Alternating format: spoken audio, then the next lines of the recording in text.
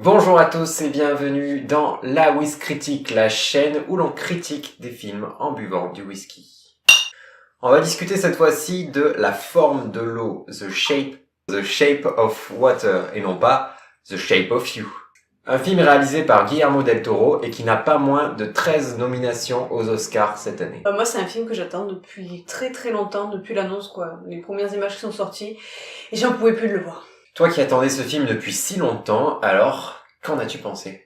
Franchement, j'ai pas été déçue, et j'ai bien fait d'attendre et d'avoir beaucoup d'attentes sur ce film, parce que c'est une putain de belle histoire d'amour, et quand t'aimes déjà la créativité de Del Toro, tu peux que tomber sous le charme de ce film. Il est vraiment envoûtant. Del Toro se lance dans une interprétation de l'eau très intéressante, c'est-à-dire que l'eau c'est la vie. Je chante la vie, je danse la vie, je ne suis qu'amour. L'eau c'est beau parce que ça peut représenter la fusion entre deux êtres. Il y a une scène que j'ai adorée quand elle est dans le bus, c'est qu'on voit deux petites gouttes d'eau qui dansent en fait, et en fait ça représente elle et son bien-aimé. Donc ça représente bien l'amour et ce que peut être vraiment une fusion totale. On peut dire que Del Toro s'est vraiment mouillé pour ce film. Le casting est génial, on s'attache à chaque personnage, vraiment, ils sont adorables, ils sont bien écrits. Il y a une très bonne interprétation, Sally Hawkins qui joue l'héroïne principale est géniale et elle mérite l'Oscar, vraiment. Et Octavia Spencer, c'est une actrice, mais genre, elle jouait déjà dans La couleur des sentiments, un film super. Elle a une bouille, cette actrice, tu peux que t'attacher à elle, quoi. Elle est tellement malicieuse. Et là, dans ce film, je l'ai adorée, elle est hyper attachante. Elle file instantanément le sourire, moi, je trouve. Oui, voilà, moi j'aurais un petit, elle est toujours méfiante, celle-là. Le voisin de l'héroïne, Richard Jenkins, est vraiment super aussi. Et lui aussi a une bouille totalement adorable et un personnage attachant. J'ai toujours préféré voisin et voisine. J'ai aussi eu un gros coup de cœur sur le méchant Michael Shannon, qui est vraiment très crédible, il est pervers et terrifiant. Il me rappelle un petit peu le méchant du Labyrinthe de Pan, qui veut vraiment monter en grade et il a de bonnes ambitions, c'est-à-dire être con, quoi. Et toi, t'as pensé quoi du film ? Pour moi, c'est un bon film avec une histoire intéressante. C'est peut-être le meilleur film de Del Toro, je sais pas. En tout cas, il risque de rafler pas mal d'Oscars cette année. Ce que je trouve le plus intéressant dans ce film, c'est pas tant l'amphibien, c'est surtout les relations entre les personnages d'Elisa, de son voisin Gilles et de Zelda, qui forment tous les trois vraiment un trio d'enfer, quoi. Au fond, c'est au niveau du scénario que ça aurait pu être un petit peu mieux, mais on en parlera plus précisément dans la partie spoilers. L'amphibien, en soi, est cool, mais le problème, c'est qu'il fait un petit peu trop penser à Abe de Hellboy, et il mériterait aussi d'avoir un design un peu plus recherché, parce que, enfin, moi, je le trouve pas très beau, mais bon. Moi, je pense pas que ce soit un problème, je pense que c'est plus une créature de ça. Enfin, c'est la créature du lac, à la base, il avait rien inventé, et puis ça fait partie de un petit peu de son univers à Del Toro. Donc, un clin d'œil au vieux film d'horreur, un peu la créature du lac. Ouais. Puis Del Toro, il est attaché au fait de mettre un peu de côté les effets spéciaux et de mettre des tenues vraies, quoi. Et en parlant de ça, d'ailleurs, une petite parenthèse, il n'y aura jamais de Hellboy numéro 3. You know I can't smile without you. Donc voilà, Hellboy 3, c'est dans mon cœur à jamais. Tu existes pour moi. Comme tu le disais tout à l'heure, le personnage d'Elisa est vraiment très très attachant. On comprend dès le début qu'elle est attirée par l'eau. Il y a plusieurs, en termes de réalisation, il y a plusieurs choses qui vous amenaient à penser ça. Son mutisme la rend vraiment encore plus attachante. Je pense qu'elle mérite l'Oscar pour lequel elle est nominée. Il y a un vrai travail dans ce film. Il y a vraiment une sensualité, un désir, un érotisme qui tourne autour de l'eau et dont a besoin l'héroïne, parce que dès le début, il y a une scène de masturbation qui se passe dans l'eau, donc on voit qu'elle a un certain désir et qu'elle est attirée par l'eau déjà.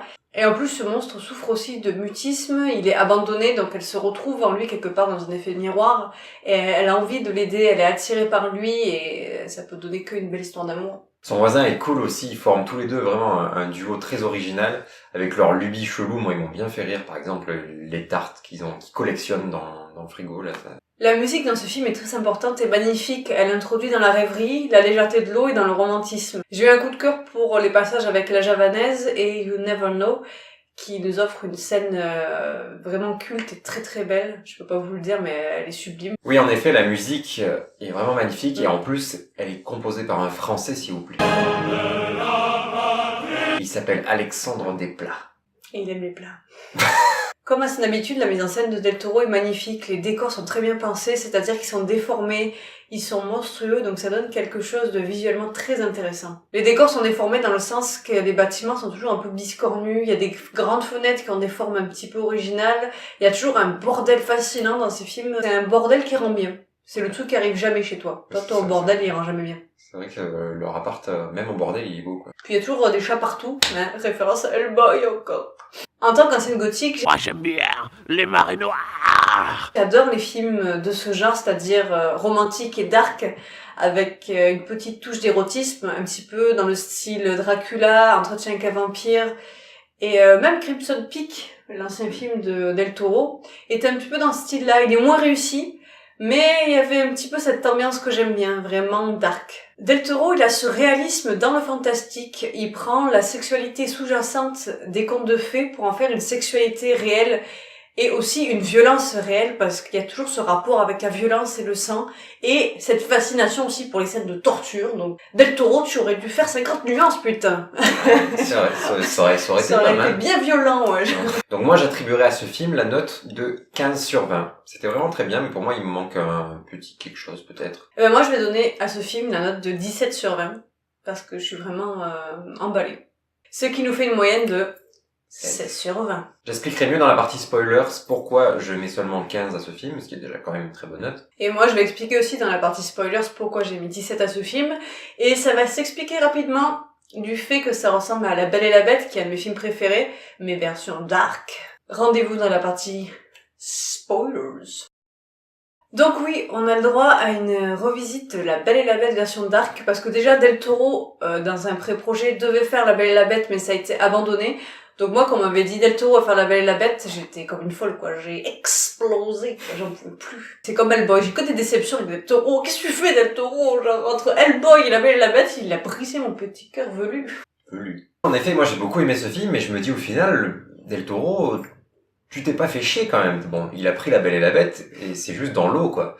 Parce qu'au final, il y a la Belle, il y a la Bête, il y a même le Gaston, que exceptionnellement ici on va appeler le gars con, hein, pas le Gaston, parce qu'il est vraiment très con, hein. Donc c'est le méchant, quoi. Donc comme dans La Belle et la Bête, on a le questionnement de qui est réellement le monstre. En fait, ça se résume comme dans le bossu de Notre-Dame, l'homme est-il un monstre ou le monstre un homme? La bête est-elle forcément celle que l'on croit? Parce que finalement, le film est bien fait, parce que la bête et le méchant ont au final les mêmes ambitions, c'est-à-dire qu'ils sont tous les deux fascinés par l'héroïne, mais ils ont pas le même but, c'est-à-dire que la bête veut lui offrir son amour, et le méchant veut juste la pécho, quoi. Tu ne sais pas pécho. Pécho? Ils ont tous les deux leur péché mignon dans ce film, c'est-à-dire que la bête aime les œufs durs et le méchant aime les bonbons. Mais finalement, c'est pas la sucrerie qui semble si douce qui est la meilleure, alors que l'œuf dur, ça fait vraiment dégoût, aspect pas très agréable, mais au final, c'est nutritif et c'est ce qui apporte la vie, alors que les bonbons rapportent le diabète Et le cancer! et la mort. Et le méchant, comme Gaston dans La Belle et la Bête, finalement, va essayer de tuer cette bête et va mourir par jalousie parce que la belle ne veut pas de lui. Il essaie de la comprendre, lui aussi est fasciné par son handicap, sa différence. Oui, voilà. Tous les hommes sont fascinés par le silence des femmes. Le silence est le plus beau bijou d'une femme. Il est vrai que le porte-arme. En fait, moi, j'ai une phrase pour résumer l'originalité de ce film et à la fois la bizarrerie de ce film. En fait, c'est Amélie Poulain et la créature du lac qui tombent amoureux dans un scénario de Belle et la Bête dark. Et ce film va loin, c'est ça que j'ai aimé. Si on s'attarde sur certaines scènes, il y a des questionnements assez intéressants. À un moment, le méchant se demande à quoi ressemble Dieu. Et pour lui, il a un point de vue assez raciste. Il pense que Dieu est plus blanc que noir. Et au final, ce bâtard, il se rend compte que Dieu est, au final, le monstre, la créature. Il a une forme totalement différente d'un humain. Et la bizarrerie et la monstruosité se révèlent au final plus divines que l'humain lui-même. J'ai beaucoup aimé ce méchant. Michael Shannon joue vraiment très bien. Même s'il a des délires un peu crado avec ses doigts, on peut dire qu'il était à 2 doigts de réussir. Non, le méchant est vraiment très intéressant parce que il perd pied par rapport à une déception patriarcale, celle avec le général qui est déçu de lui. Et il sombre petit à petit dans la psychose et il a plus le rapport avec son propre corps, c'est-à-dire qu'il commence à s'arracher les doigts. Et il perd le sens de la réalité. Ce film a aussi un vrai côté humain et une critique de la guerre, donc là la guerre froide, c'est-à-dire qu'il va critiquer les Américains et les Russes.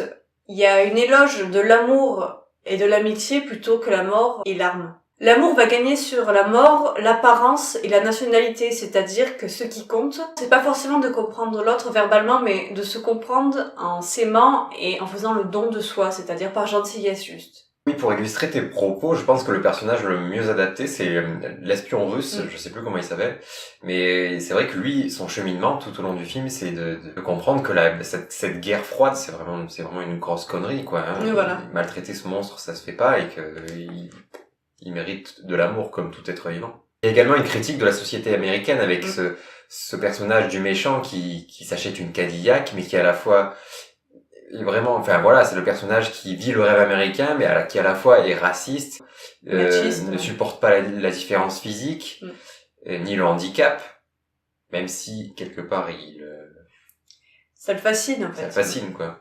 L'homophobie est aussi super bien abordée, donc avec le voisin qui est justement amoureux d'un barman dans ce bar-là, et qui lui achète plusieurs fois des tartes, en fait, pour lui prouver son amour, c'est-à-dire qu'à force de lui en acheter, il veut lui faire passer un message.